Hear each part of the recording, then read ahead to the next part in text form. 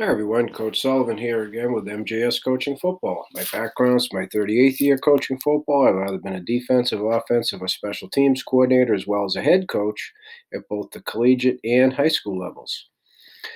In this presentation, I want to share with you one of our other, zone read, RPO, power read looks where we're attempting to dictate to the quarterback what his read is. Okay, so in this, we call it Apple, which means we are working away from the back. Just point to my Adam's apple. Pretty straightforward. Okay. So let me first talk about you don't see any Lucky Ringo because it's all predicated on the back, number one. And number two, we're trying to keep it simple so they can associate why we're calling it based upon the halfback's location. So in this example, east, okay? Right? Remember the whole thing, right coast, east coast. The away, we don't say away. I'm just pointing it out to you. You got to do a lot of film study because there are teams when the halfback is away from a tight end, it's only going to be a zone read look. When the halfback is deeper than the quarterback, it's going to try and hit vertically versus if it were, in this case, west 2, then they're only going to run a power read type of look. All right. So you got to be able to, in tagging your films in huddle, if you notice those tendencies, then add something as simple as away, means the tight end. So you got to explain that to your kids. You can't assume anything. Don't. These are major details, as small as they may seem. Okay. I'm just bringing that to your attention for this presentation, as I've done in other presentations. So what we want to do, again, is dictate to the quarterback what the read should be and then put him in a bind.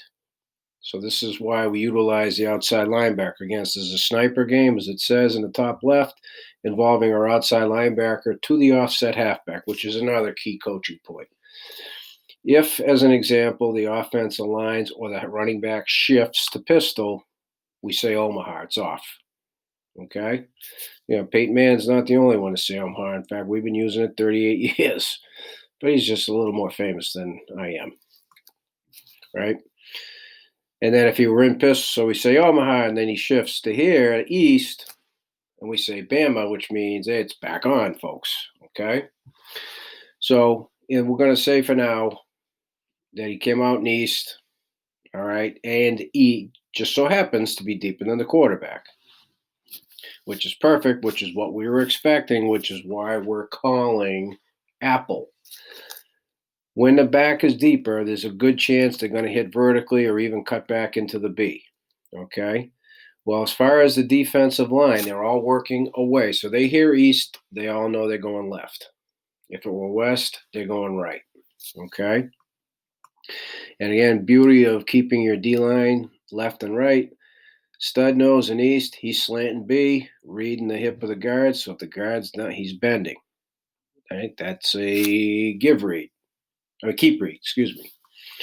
The nose, it says long stick B, but we just say stick B. We only use one word. I just have it written that way because it's how more programs than not refer to it.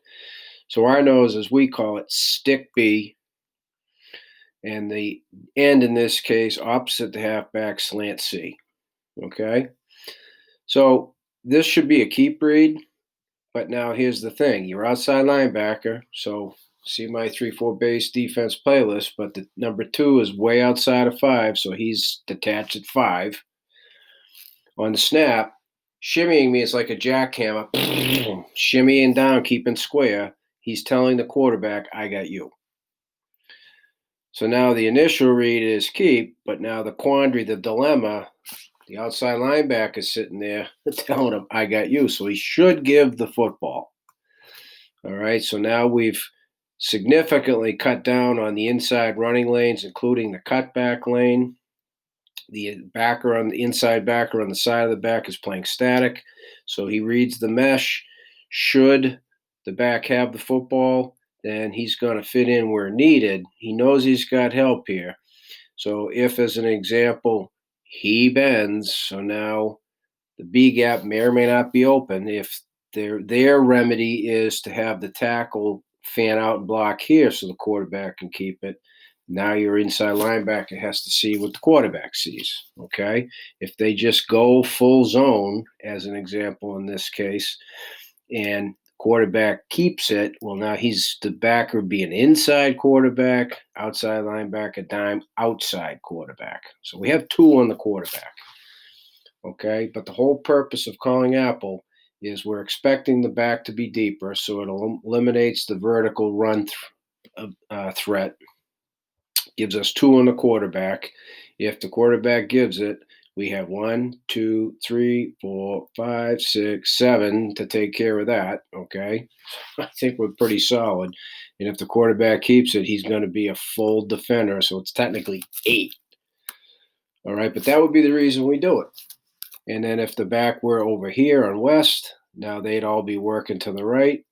And he would have hands on the tight end to protect himself, but he's just going to sit there letting the quarterback know, I got you. And he would be static as well. Okay. The Bronco, I'm not going to get into it. It's another presentation. Just understand, you've seen my match quarters gray 4. These guys are all playing gray 4. The tweak comes in with the outside linebacker on the side of the halfback. So if you see that presentation, it's a pretty straightforward tweak. But it does allow some protection so you don't get waxed on slant or double slant, slant bubble, any of those things. Okay? So this is why we would call Apple. Again, try and give the quarterback a different look. If they know what you're doing, you're in trouble. And if you can give them just like two different things, that gives you an advantage, and it's simple for you to execute. Okay? As always, please, any questions, reach out to me at CoachMJSullivan@gmail.com, and I'd love to talk football with you.